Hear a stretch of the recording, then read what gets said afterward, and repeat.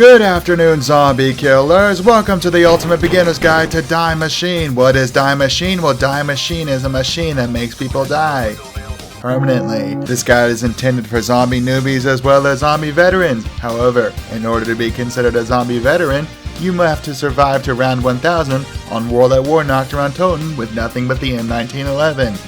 A task I do every Saturday night, right after I contemplate my own existence. The first thing you'll notice when starting Cold War Zombies is that there are no longer 4 memorable main characters, but rather the same assortment of operators you get in multiplayer. I choose to play as Park, mainly because playing as the default characters are boring, but also because I want to marry her. Second thing you're going to notice is that no longer do you spawn in with nothing but a pistol and your nerves of steel. Now you can take any weapon from the numerous assortment of firearms in battle right from the start, except of course the wonder weapons, because that would be OP. I personally choose to use the M1911 because I'm an old school pro and it takes about 5 years to max level weapons. What the frick, Treyarch? Spawning into the map, you will immediately notice the starting area is huge as heck. So huge in fact it puts the wall to shame.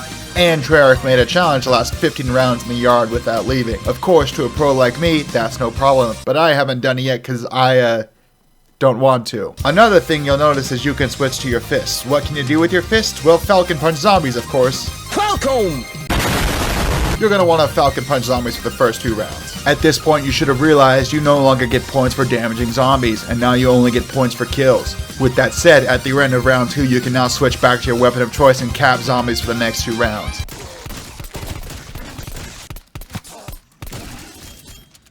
That's a multiple EKIA. At the end of round 4, you're going to want to go open up this door, blow this thing up, blow this other thing up, find loose change, bask in the glory of Juggernog, but don't buy it yet, find more loose change, blow this other thing up, and then open this door. Just kidding, it opens by itself because of reasons I have yet to understand. Go ahead and spend the next round or 2 gathering points. About 4,000 points should suffice. If you can, save a zombie and go back down to where that door opened by itself. Go down the stairs and open the door to the left because it has Speed Coal in it. The other has Deadshot. If you're on PC Master Race, Deadshot is useless. Open the next door to the Die Machine room and then open this door and push this button. Congratulations, you just turned on power. What's power do? It fuels nightmares. Go push these 2 buttons and gaze into the purple portal for about 3 seconds. After you unlock 100% of your brain power, your mortal body will then be transported to the Jelly World. Why is it called Jelly World? Because it's got jellies. A little objective marker will now appear on your screen. Go to the marker and slide down the fun tunnel to a secret room where the Pack-a-Punch part will be. Take the part back to where you first gazed into the vast beyond and attach it to the rest of the ethereal Pack-a-Punch machine.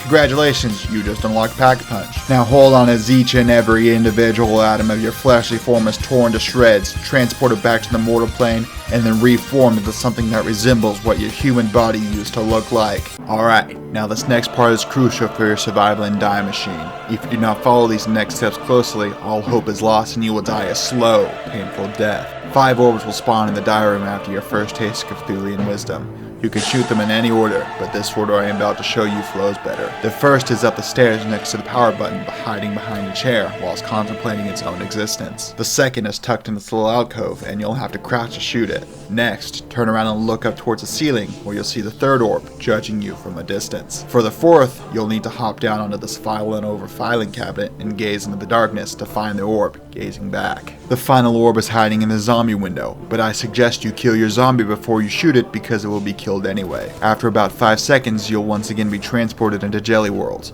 To those who are easily disturbed, I suggest you turn away, for what you are about to see may just eviscerate whatever resemblance of humanity you have left.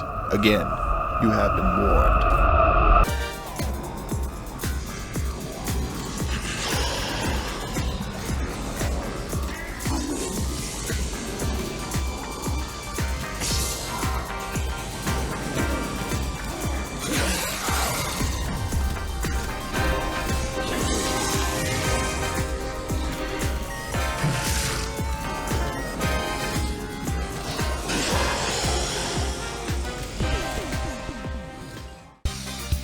After you boogie down at the Undead Disco, get ready to panic. It will most likely be a dog round if you haven't had one already, but if it isn't, well, we'll get to that. Quickly open the coffin the funky fiends dropped and be happy you didn't buy Jug earlier because you just got one for free. You can also get a random weapon, most of the time it being a purple tier. However, you could also get a blue tier pistol. Either way, frickin' run. If you get a voice line saying, "Hey, why Oh, that's a lot of radiation. That means Big Boy has spawned and is coming to ruin your life. Chungus here is the mini boss and he does not mess around. However, if you keep your distance, you'll be fine. Also, if you can, try to keep a group of zombies, but if you can't, that's also fine. Just keep on shooting Chungus until he dies. Psych, it's 2 bosses now. Shoot them too. The last Chungus half you kill will drop a key card. You're gonna want to take that key card to the weapons lab, which is the room opposite of the speed cola room. In that room, go to this machine and punch in your time card. In return, you'll be rewarded the die remote control thing. Run back to the original knock starting room and start running after a group of zombies. Once you've done that, run over to this wall and interact with it to suck up the zombies. After about 30 zombies have met a sucky fate, the machine will say its energy is at full capacity. Interact with the wall again and the big blue ball will blast off the metal door concealing the die cannon, which is this map's wonder weapon. What does this incredible device do, you may ask? Well, its primary fire kills everything within a 5-mile radius, and its alternate fire sucks up zombie bits, which also resupplies the ammo. With the wonder weapon and whatever gun you have in hand, you are now free to explore the map and kill zombies at will. After round 10 and every 5 rounds after that, you'll be able to exfil the area, which will end the game and gain you an extra 5,000 XP. I don't usually exfil.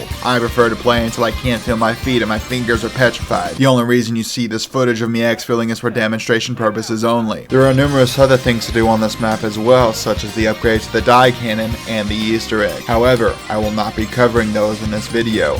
If you would like me to make an ultimate beginner's guide for those, be sure to like, comment, and subscribe below. Not entirely sure what that means, but HQ wants us to say it for promotional reasons. Alright then, zombie killers, get out there and show those undead freaks who's boss.